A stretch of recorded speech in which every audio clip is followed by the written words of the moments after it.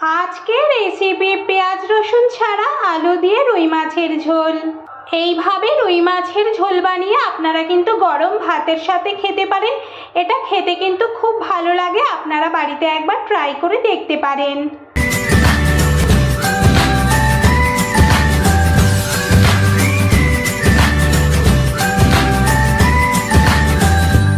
নমস্কার বন্ধুরা, অপরাজিতাস কিচেনে আপনাদের সবাইকে স্বাগত। আজ আমি পেঁয়াজ রসুন ছাড়া আলু দিয়ে রুই মাছের ঝোল বানাবো। কিভাবে খুব সহজে ঘরোয়াভাবে এই আলু দিয়ে রুই মাছের ঝোলটা আমি বানাবো সেটা দেখে নিই। রুই মাছের রেসিপি বানানোর জন্য আমি এখানে রুই মাছ নিয়ে নিয়েছি। এই রুই মাছগুলোকে আমি কেটে ধুয়ে নিয়েছি। এবার মাছটা আমি লবণ হলুদ মাখিয়ে ভেজে নেব। লবণটা দিয়ে দিলাম। এবার এখানে একটু হলুদ দিয়ে দিচ্ছি। এবার লবণ আর হলুদটাকে আমি ভালো করে মাছের মধ্যে লাগিয়ে নেব। এবার আমি একটা মশলা বানিয়ে নেব। এখানে আমি 1 চামচ সর্ষে নিয়েছি, হাফ চামচ গোটা জিরে নিয়েছি, একটু আদা নিয়েছি আর 2টো কাঁচা লঙ্কা নিয়েছি। তবে আপনারা কিন্তু এই কাঁচা লঙ্কার পরিমাণটা বাড়িয়ে বা কমিয়ে দিতে পারেন আপনাদের স্বাদ অনুযায়ী।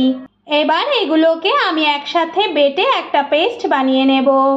এখানে একটা কড়াই বসিয়ে গরম করে নিয়েছি। কড়াটা গরম হয়ে গেছে।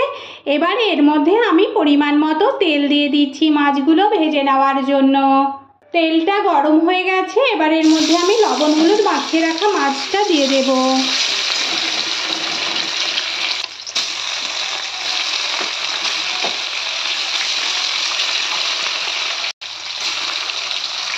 মাছের একটা সাইড ভাজা হয়ে গেলে আমি অপর সাইডটা উল্টে দেব।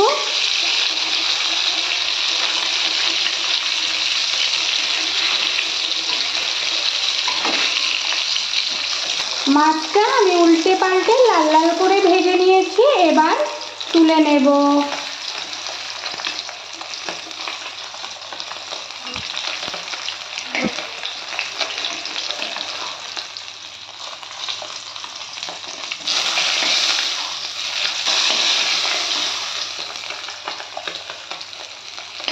মাছগুলো আমার ভেজে তুলে নেওয়া হয়ে গেছে। এবার এই মাছ ভাজা তেলের মধ্যে আমি একটুখানি গোটা জিরে ফোড়ন দিয়ে দিলাম।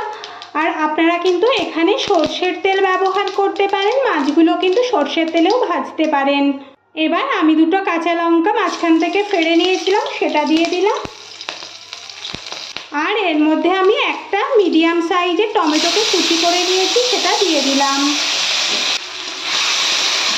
টমেটোগুলো একটু নরম হয়ে আসা পর্যন্ত আমি একটু ভেজে নেব। আমি কিন্তু গ্যাসের ফ্লেম একদম লোতে রেখেছি। টমেটোটা আমি 2 মিনিট ধরে ভালো করে ভেজে নিয়েছি। এটা একদম নরম হয়ে গেছে। এবার এর মধ্যে আমি বেটে রাখা মশলাটা দিয়ে দেব।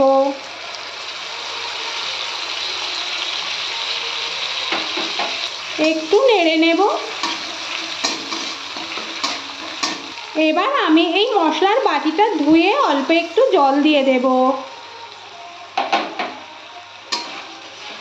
একটু ভালো করে এটা নেড়ে নেব। এবার এর মধ্যে আমি হাফ চামচ ধনে গুঁড়ো দিয়ে দেব আর অল্প একটু জিরের গুঁড়ো দেব। আমি কিন্তু জিরেটা একটু বেটে দিয়েছিলাম, সেজন্য আমি অল্প জিরের গুঁড়ো দিলাম। হাফ চামচ কাশ্মীরি লাল লঙ্কার গুঁড়ো দেব, হাফ চামচ হলুদ গুঁড়ো দেব, স্বাদ অনুযায়ী লবণ দেব। এবার আমি এগুলোকে খুব ভালো করে একটু কষে নেব। গ্যাসের ফ্লেম লোতে রেখে আমি কিন্তু এটা 2 মিনিটের জন্য খুব ভালো করে কষে নিয়েছি। মশলা থেকে কিন্তু তেল ছেড়ে দিয়েছে।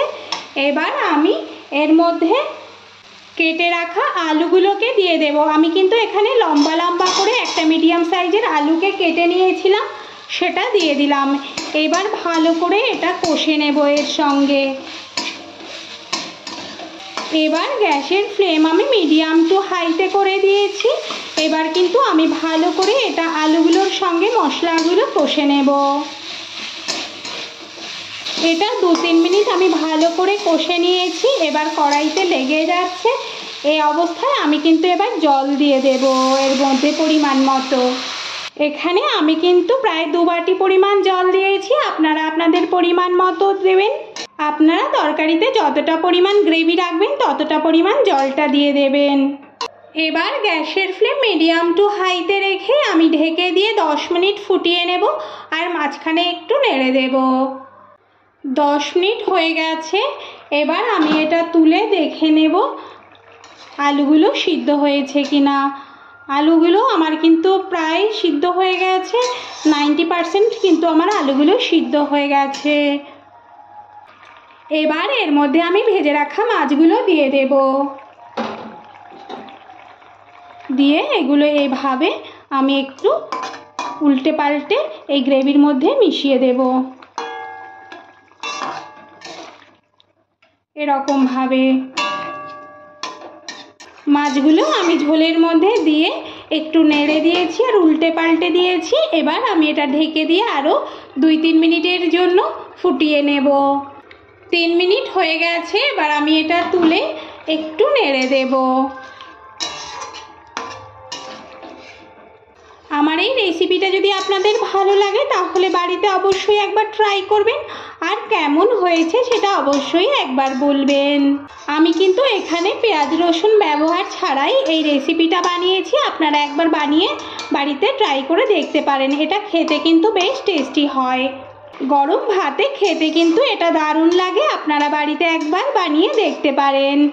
আমার এই রেসিপিটা যদি আপনাদের ভালো লাগে তাহলে লাইক শেয়ার কমেন্ট অবশ্যই করবেন, আর পাশে থাকা ছোট বেল আইকনটা প্রেস করবেন। আমি নতুন কোনো ভিডিও আপলোড করলে আপনাদের কাছে খুব সহজে একটা ছোট্ট নোটিফিকেশান পৌঁছে যায়। হয়ে গেল আমার আলু দিয়ে রুই মাছের ঝোল। এবার আমি এটা নামিয়ে পরিবেশন করে ফেলবো। আমি গ্যাসটাকে অফ করে দেব।